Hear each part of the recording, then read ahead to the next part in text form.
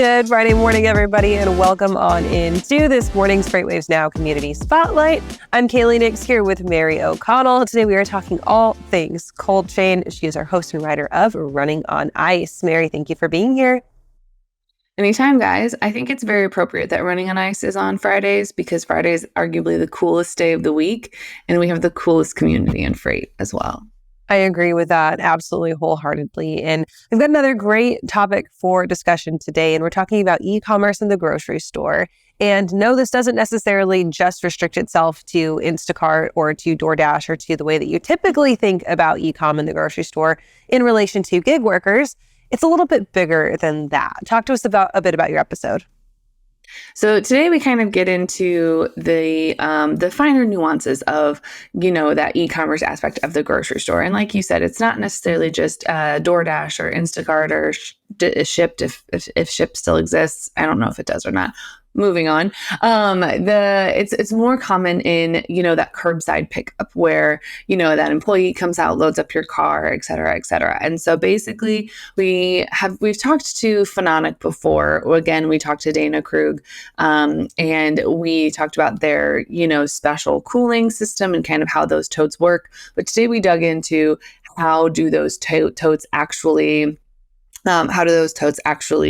perform? What are those real life use cases of them? And turns out the grocery store is the answer to a lot of it.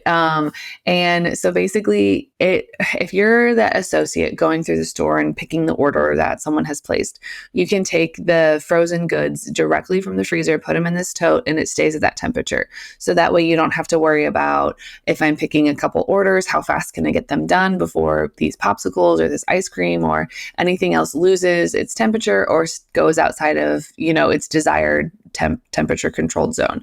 So that way it kind of allows workers to pick more orders and stay much more efficient. And then also when it comes to delivering it, most grocery stores try to have the deliveries done in 5 minutes, but sometimes you're there longer, sometimes you're there less. But they said that through a lot of this, through specifically one partnership they've worked with, they've seen those delivery times of, goods coming out to your car drop down to as low as 2 to 3 minutes from the time that you pull up and say, like, I'm here, to the time that your stuff is loaded and you drive away. And that kind of efficiency throughout the entire process is basically, it's the next frontier of e-commerce is, okay, I have all these customers and I have all these products, but how do I efficiently get them to each other? I think about this from a couple different lenses. That first one being kind of the speed of the worker, right? And getting able to continually fulfill more orders, and that ups productivity, which of course then is good news for the company implementing this. But I also think about it from an idea of waste, right? Nothing is more infuriating when you go and you pick up a grocery order and maybe that has 1 or 2 frozen items in it. And you're like, man, I was really looking forward to these Skinny Cow ice cream sandwiches tonight. Oh my gosh, they're all completely and totally melted, right? That's infuriating. And it ends up being a waste of money on the consumer. And then it ends up being food waste as well. And so these types of innovations are something that can help reduce waste on all sides. Is that another aspect that they're looking at when we're talking about implementing these types of solutions? Is that waste aspect? Oh, absolutely. It's that waste aspect and more than just the ways that you've talked about it. So you have the waste of food, which nobody wants to do that. And I think the most recent stat I've seen is like 30% of all food in this is wasted because of errors in the supply chain. So don't love that number. And then there's also, the waste of the consumer. Like I've gotten an Instacart delivery and my popsicles have been melted. So it's kind of hard to, remelt or refreeze your bomb pops when they're all melted and the stick isn't even there anymore. It was a tragic day.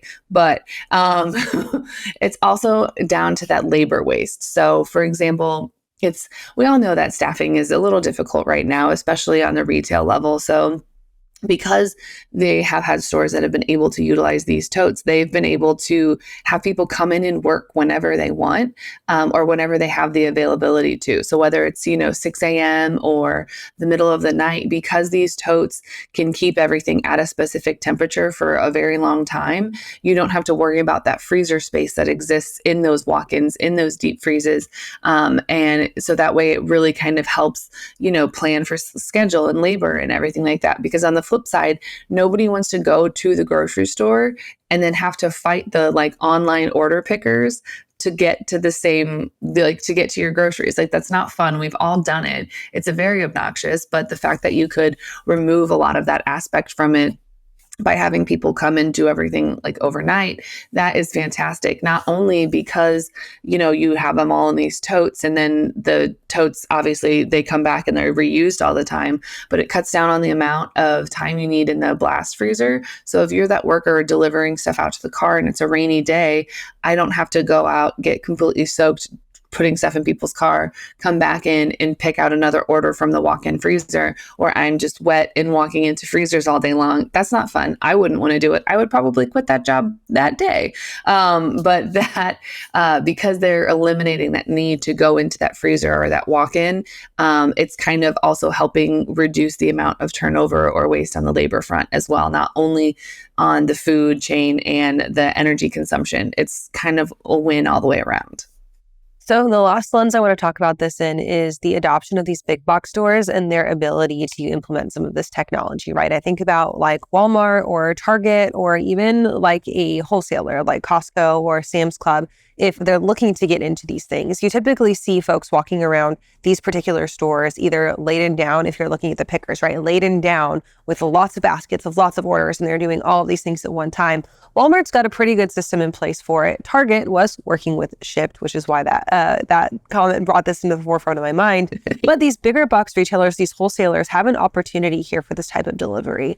Do we see that maybe they start to get into this as well and really expedite that process, again, if people are using a wholesaler not just for the price savings or for the bulk buying, but also now for this convenience? Oh, absolutely. I mean, that is one of the things. I would actually love to compare Sam's versus Costco, because I know Sam's does a curbside pickup and Costco doesn't. So I would love to compare those two together. But I think especially for those big box retailers, to not take advantage of something like this would be a huge miss, not only because of the things that we've talked about of the reduction of waste, the efficiency, and the reduction of potential labor turnover. It's one of those that it almost seems like a no-brainer.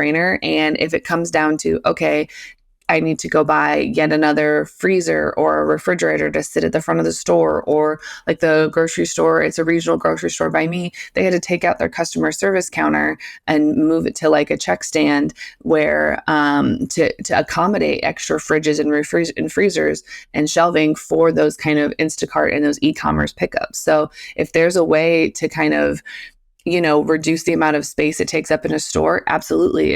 It's a game changer. It's giving those customer service things back, and it's making it less of, okay, well, you're an inconvenience still shopping in the store versus choosing this e-commerce option, because there's a time and a place for both. But I also hate when I go to the grocery store and I have to fight people that are picking the online e-commerce orders. It's to the point where like I will just go when I know they're statistically not working, which means that I'm not necessarily getting all of the groceries that I want because it might be sold out or not restocked for the day.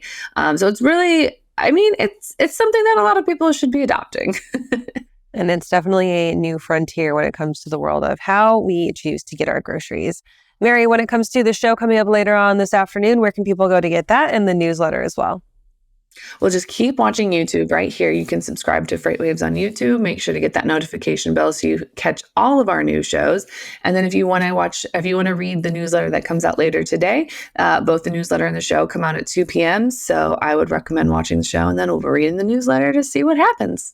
All right, Mary, thank you for joining us. We, of course, will talk to you next week, and have a great weekend. Thank you, guys.